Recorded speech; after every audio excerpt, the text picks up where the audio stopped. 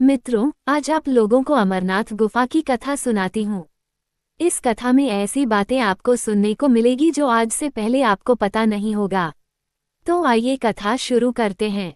लोक कथाओं के अनुसार भगवान शिव साक्षात अमरनाथ गुफा में विराजमान रहते हैं।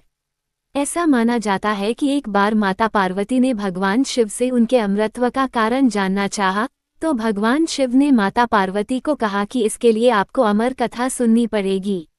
इसके लिए उन्होंने ऐसे स्थान की तलाश करना शुरू किया जहां कोई और इस अमर कथा को नहीं सुन सकता था। अतः वे अमरनाथ गुफा पहुंचे। भगवान शिव ने जब माता पार्वती को अमर कथा सुनाने के लिए अमरनाथ गुफा की ओर प्रस्थान किया, तो रास्ते में सबसे पहले उन्होंने पहलगाम में अपने नंदी का परित्याग किया। इसके बाद चंदनवाड़ी में भगवान शिव ने अपने जटाओं से चंद्रमा को मुक्त किया। शेषनाग नामक झील के तट पर उन्होंने अपने गले से सर्पों को भी मुक्त कर दिया। उन्होंने अपने पुत्र गणेश को महागुनस पर्वत पर छोड़ने का फैसला किया। फिर पंचतरनी नामक स्थान पर पहुंचकर भगवान शिव ने पंच तत्वों अर्थात पृथ्वी, जल, वायु, अग्नि और आकाश का भी त्याग कर दिया। इन सब को पीछे छोड़कर भगवान शिव ने माता पार्वती के साथ अमरनाथ गुफा में प्रवेश किया और वहां पर समाधि ले ली। इसके बाद भगवान शिव ने कालाग्नि बनाई और गुफा के आसपास मौजूद हर जीवित प्राणी को नष्ट करने के लिए उसे आग फैलाने का आदेश दिया, ताकि माता पार्वती को छोड़कर कोई भी अमर कथा न सुन सके। फिर भगवान शिव माता पार्वती को अमरत्व का रहस्य बताने लगे, लेकिन अचानक कबूतरों का एक जोड़ा वहां पर पहुंचा और उन्होंने अमरत्व के रहस्य को सुन लिया। इसके साथ ही कबूतरों का ये जोड़ा अमरत्व को प्राप्त हो गया। कई तीर्थयात्री कबूतरों के इस जोड़े को देखने का दावा करते हैं और उन्हें ये देखकर आश्चर्य होता है कि ये पक्षी इतने ठंडे और ऊंचाई वाले क्षेत्र में कैसे जीवित रह सकते हैं। अब मैं आप लोगों को अमरनाथ गुफा का रहस्य बताने जा रही हूँ, ध्यानपूर्वक सुनिएगा। अमरनाथ की पवित्र गुफा गर्मी के कुछ दिनों को छोड़कर साल के अधिकांश समय बर्फ से ढकी रहती है। दिलचस्प बात यह है कि इस पवित्र गुफा में प्रत्येक वर्ष बर्फ का शिवलिंग प्राकृतिक रूप से बनता है। कहा जाता है कि इस गुफा की छत की एक दरार से पानी की बूंदें टपकती हैं, जिससे बर्फ का शिवलिंग बनता है। क्योंकि ठंड की वजह से पानी जम जाता है और बर्फ शिवलिंग का आकार ले लेता है। इस शिवलिंग के बगल में दो छोटे और आकर्षक बर्फ के शिवलिंग भी बनते हैं, जिन्हें माता पार्वती और भगवान गणेश का प्रतीक माना जाता है। ये दुनिया का एकमात्र ऐसा शिवलिंग है जो चंद्रमा की रोशनी के चक्र के साथ बढ़ता और घटता है।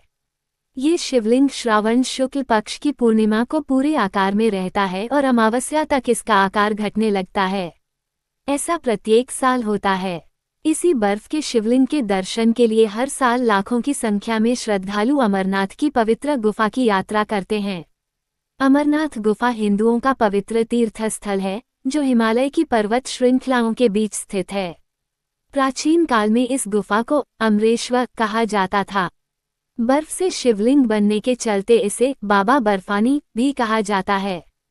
मान्यता यह है कि जो भी श्रद्धालु सच्चे मन से इस पवित्र गुफा में बने शिवलिंग का दर्शन करता है, उसे मोक्ष की प्राप्ति हो जाती है। पुराणों के अनुसार काशी में लिंग दर्शन और पूजन से 10 गुना, प्रयाग से 100 गुना और नैमिषारण्य तीर्थ से 1000 गुना अधिक पुण्य बाबा अमरनाथ के दर्शन करने से मिलता है।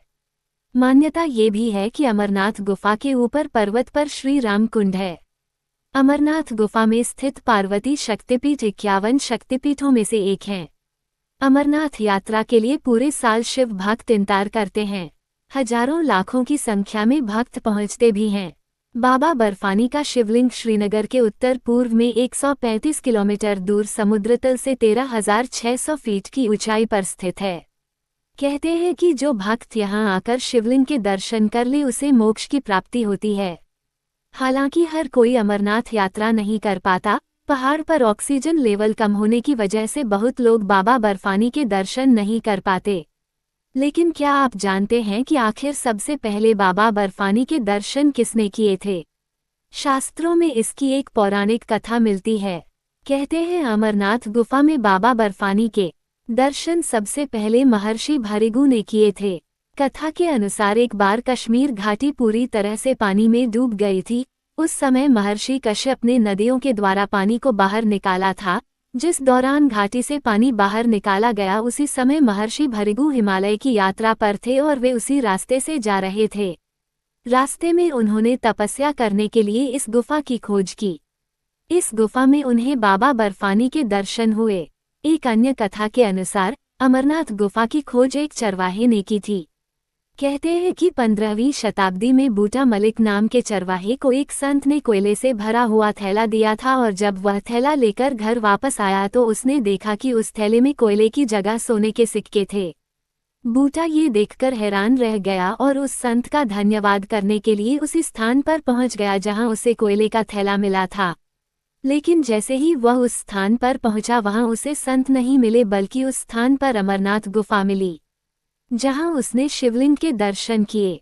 प्रारंभ में अमरनाथ यात्रा का प्रबंधन का जिम्मा बूटा मलिक के वंशज और दशनामी अखाड़े के पंडित और पुरोहित सभा के हाथों में था। साल 2000 में जम्मू कश्मीर सरकार ने श्री अमरनाथ जी श्राइन बोर्ड का गठन किया और इसका अध्यक्ष राज्यपाल को बनाया गया।